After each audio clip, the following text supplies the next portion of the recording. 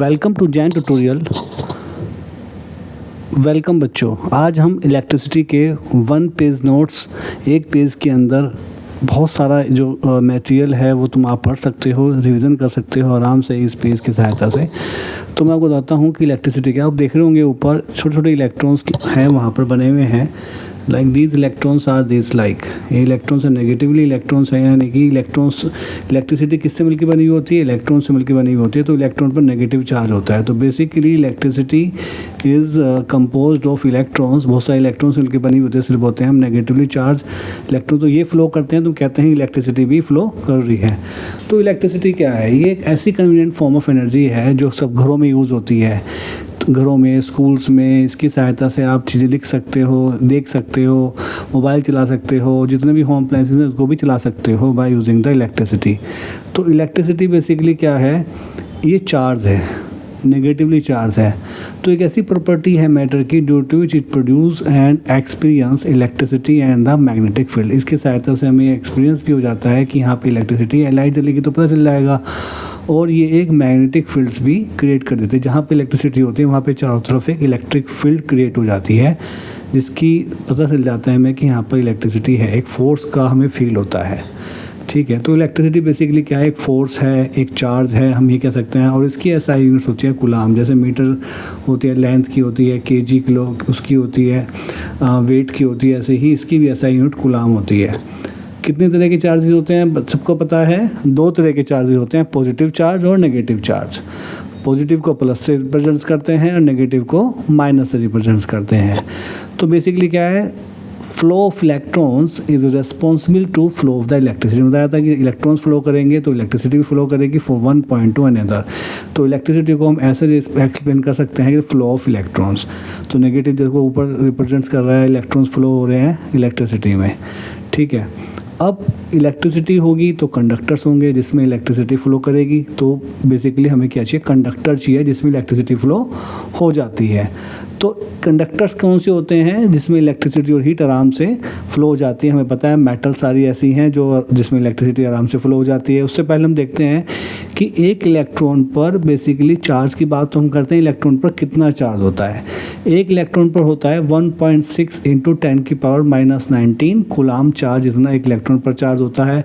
तो यदि हमें ये पता चल जाता है कि किसी भी कंडक्टर पर कितने इलेक्ट्रॉन्स हैं तो आराम से हम उस पर चार्ज निकाल सकते हैं। उससे हम मल्टीप्लाई कर देंगे एक इलेक्ट्रॉन से। सपोज करो 10 इलेक्ट्रॉन हैं जो फ्लो कर रहे हैं कंडक्टर पर, तो 10 मल्टीप्लाई बाई दिस, इससे हम टोटल चार्ज निकाल सकते हैं उस कंडक्टर पर कितना होता है। समझ में आ गया बच्चों? अच्छा, मेटल्स जो होते हैं वे गुड कंडक्टर ऑफ इलेक्ट्रिसिटी होती है। क्या आपको ये पता है कि क्यों होते हैं गुड कंडक्टर ऑफ इलेक्ट्रिसिटी? और नॉन मेटल्स जो होते हैं इंसुलेटर्स, वे क्या होते हैं? उनमें इलेक्ट्रिसिटी फ्लो नहीं होती। क्या इंसुलेटर्स पर इलेक्ट्रॉन्स नहीं होते? होते हैं। एक्चुअली में कंडक्टर पर जो होते हैं वो इलेक्ट्रॉन्स फ्री होते हैं, वे आराम से फ्लो कर जाते हैं। बट इंसुलेटर जो होते हैं वे टाइटली बॉन्ड इलेक्ट्रॉन्स होते हैं, उस पर इलेक्ट्रिसिटी फ्लो इसलिए नहीं होती क्योंकि इलेक्ट्रॉन्स मूव नहीं करते हैं। इलेक्ट्रॉन्स बिल्कुल बाउंडली टाइट्स रहते हैं, वे जब फ्लो ही नहीं करेंगे तो इलेक्ट्रिसिटी फ्लो कैसे होगी?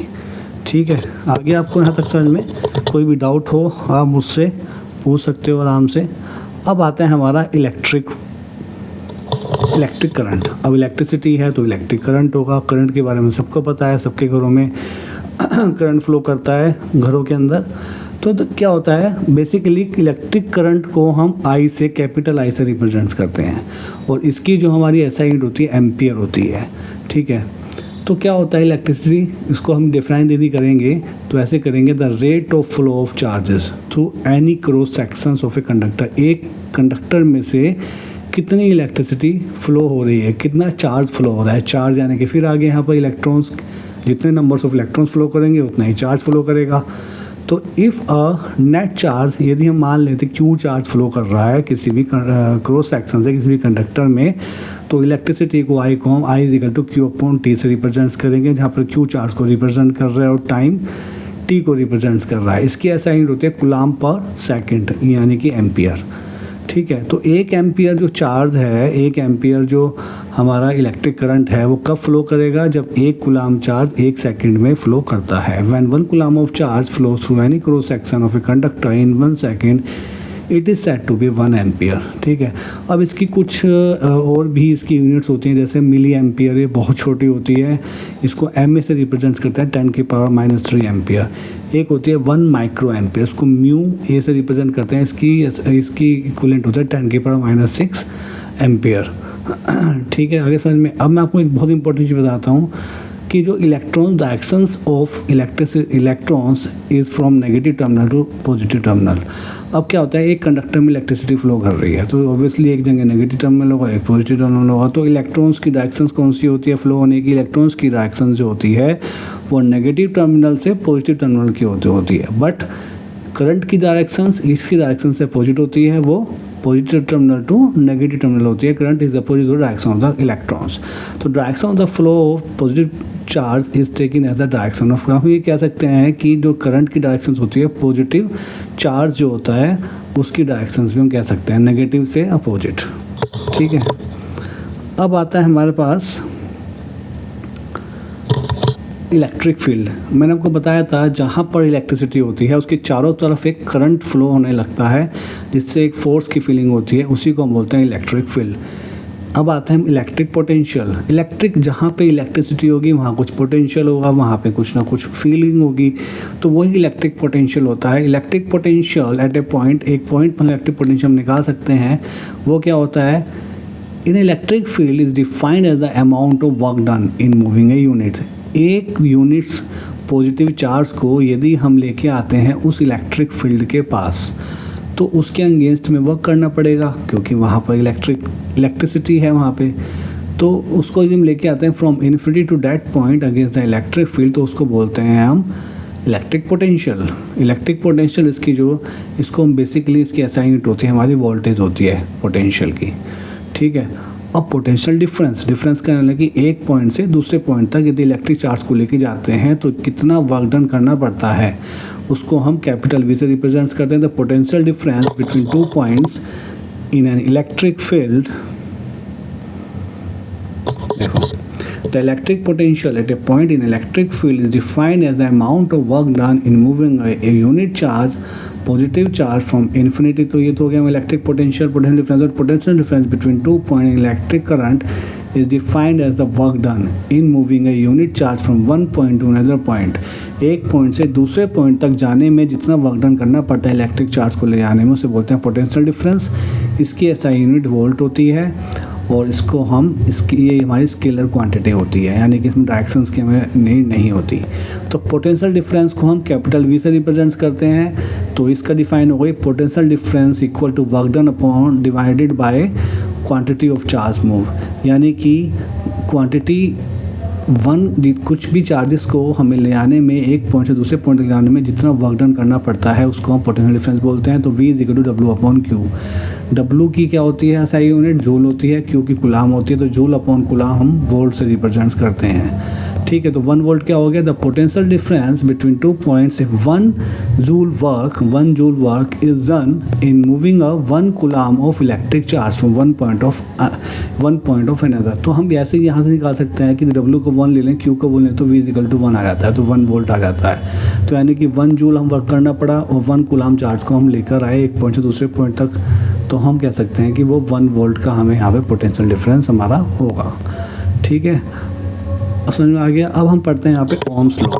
ओम्स लॉ बेसिकली हमारा किस पे, यहाँ भी ओम्स लॉ भी, यहाँ भी इलेक्ट्रिसिटी है। तो the law given by the, किसने दिया था, जियोर्ज साइमन ओम्स ने दिया था, इसी के नाम से इसका नाम ओम्स लॉ पड़ गया 1827 में। तो ये क्या आता है basically, I proportional, directly proportional to V। I क्या है करंट और V क्या है पोटेंशियल डिफरेंस, ये याद रखो बस, I directly proportional to V। तो ये बस इसकी एक ही कंडीशन ऐसे रहती है कि टेम्परेचर कॉन्स्टेंट होना चाहिए उसमें। टेम्परेचर यदि कॉन्स्टेंट होगा तो उसमें इलेक्ट्रिसिटी पे उस पर कोई फ़र्क नहीं पड़ेगा। तो at constant temperature current directly proportional to the potential difference.